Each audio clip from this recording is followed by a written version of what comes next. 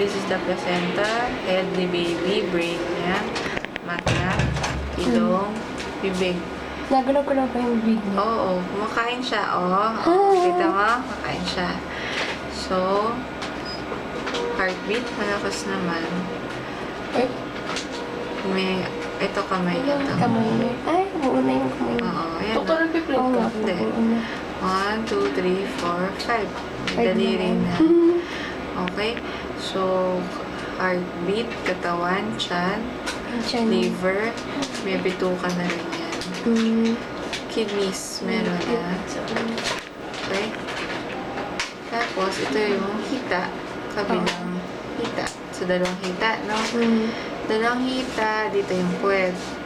So far, walang lumalawit. Kaya natin nasabi mukhang girl. Girl siya. Tapos, ito yung Paa ayan, niya. paa. Ayan. Likot-likot niya. Ayan yung mga daliri ng paa. Kita? Likot-likot. Yan, nakutuloy ko nasa. Kung may bird, baka mamaya may bird eh. Pero wala. Sabay natin tinignan. Wala lumalawit sa gitna. Ito yung puwet niya. Puwet side. Ayan, in between that dalawang legs, dalawang hita. Wala. Likot-likot niya pala talaga. Lumalawit. Likot na. Kung boy kasi, may lalawit na sa gitna. Pero ito wala. Okay?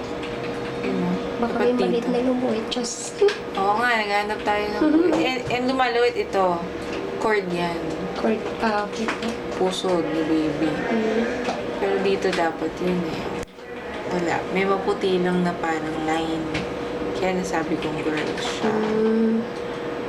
Tingnan natin kung magde-develop pa ng maliit na bird in the future. Pero bihira. Bihira mo magkamali ng ganun. Kung pag nakita ko na ganun siya. Yun siya. She na siya. She. Oo, it's a she. Babaita. Anyway, pag monitor naman kita, mag-check ulit yung gender. Ito ang problem ko. Inunan mo is here. Ito yung labasan, yung kwalya ng matres, no? Mababa siya. Mababa na po siya. Hindi, mababa yung inunan. Nag-move yan paakyat. May iba, sadyang pagtanim kagad ng baby, mataas na. Sa'yo, medyo mababa. So, pag ganun, binabantayan niya, hopefully aangat. Kasi kung hindi, pag nauna yung inunan, delikado yun Just maintain check-ups. Kaya nag-check up tayo. Pero ayan, ito yung inunan, heavy baby. Yung ulo. Yung ulo. Ayan.